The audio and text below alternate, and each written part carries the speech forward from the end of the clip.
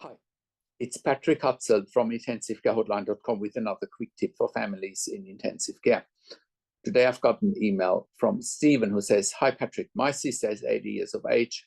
She's in intensive care with a pneumonia and they want to palliate her, give her palliative care after only 3 days, and it seems wrong.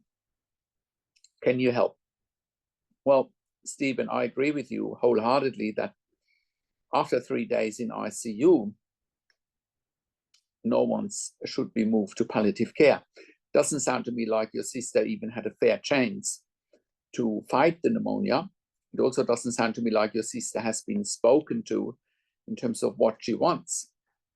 It also sounds to me like your family has been spoken to in terms of what they want. It sounds to me like ICU seems to coerce you.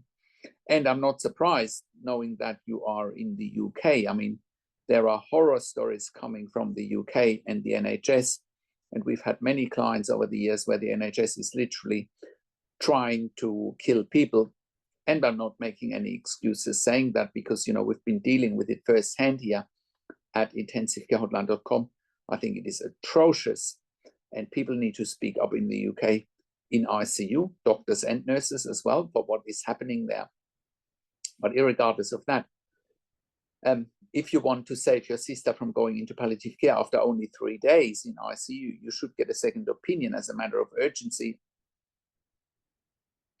And we can look at the medical records and see whether they're doing all the right things or whether they just want to wind down treatment and let her die. That seems very wrong. Also, you have to distinguish between what is a quote unquote real end of life situation and a quote unquote perceived end of life situation. And I have written about this extensively and made videos about it, that a real end of life situation, for example, is that when someone is in intensive care, that no fancy treatment, no fancy medications, no surgery, no medications, no equipment can save someone's life.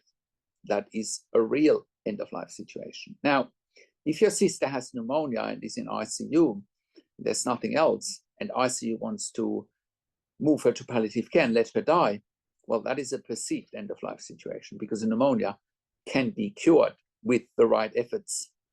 And I wouldn't be surprised if the ICU told you, or your sister and your sister's family or other family, oh, if she will survive, she's not going to have any quality of life. Well, what does that even mean, quality of life? Quality of life is subjective. It's not up to intensive care teams to decide what's going to happen after ICU survival. ICUs are there to treat critical illness, acute critical illness, and then families and patients can decide what they want from there. So I go as far as that if your sister is being moved to palliative care, I go as far as that could be perceived as euthanasia, because if she's moved to palliative care, has the ventilator removed, and potentially ends up with benzodiazepine drips and opiate drips, that could hasten death. And when you look up the definition in Wikipedia or online, what is the definition of euthanasia? It is to hasten death. Also, euthanasia in the UK and in most other Western countries is illegal, right? So they're potentially conducting something illegal here that you can stop with our consulting and advocacy. We've stopped and saved many lives as part of our consulting and advocacy, and you can verify that as part of when you go to intensivcarehotline.com and you look at our testimonial section and see what our clients say. We've also done some client interviews on our podcast section, which you can look up at intensivcarehotline.com and see what our clients say there.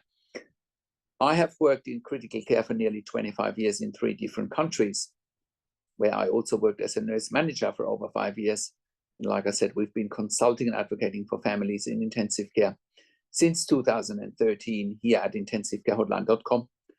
And like I said, we've been saving many lives since then. And that is documented on our testimonial section and on our podcast section at intensivcarehotline.com. And when I worked in ICU, hands-on, I always felt that many patients are being moved to palliative care prematurely, too early, which has led me to this work, because I believe in the advocacy for patients and for families in intensive care. And I am very pro-life, and and I am a big believer that patients and families need to make their own decisions that is not driven by ICU politics, by ICU finances, by ICU bed management, and so forth. And that is also why we created a membership for families of critically ill patients in intensive care. And you can become a member if you go to intensivecarehotline.com, if you click on the membership link, or you go to intensivecaresupport.org directly. In the membership, you have access to me and my team 24 hours a day in the membership area and via email. And we answer all questions intensive care related. In the membership, you also have exclusive access to 21 ebooks and 21 videos that I have personally written and recorded. And all of those resources, whether it's access to me and my team, and whether it's access to those ebooks and videos, will help you make informed decisions, have peace of mind, control, power, and influence, making sure your loved one gets best care and treatment. I also do one-on-one consulting and advocacy for families in intensive care over the phone, Zoom, WhatsApp, Skype, whichever medium works best for you. And I talk to you and your families directly. And I make sure you make informed decisions, have peace of mind, control, power, and influence, making sure your loved one gets best care and treatment. I handhold you through this once-in-a-lifetime situation that you can't afford to get wrong. I also talk to doctors and nurses directly with you, and I'm asking all the questions to the doctors and nurses that you haven't even considered asking, but must be asked when you have a loved one critically ill in intensive care. I also represent you in family meetings with intensive care teams. We also do medical record reviews in real time so that you can get that crucial second opinion in real time. We also offer medical record reviews after intensive care if you have unanswered questions, if you need closure, or if you are suspecting medical negligence. And all of that you get at intensivecarehotline.com. Call us on one of the numbers on the top of our website, or send us an email to support@intensivecarehotline.com with your questions. And if you like my videos, subscribe to my YouTube channel for regular updates for families in intensive care. Click the like button, click the notification bell, comment below what you want to see next, or what questions and insights you have from this video.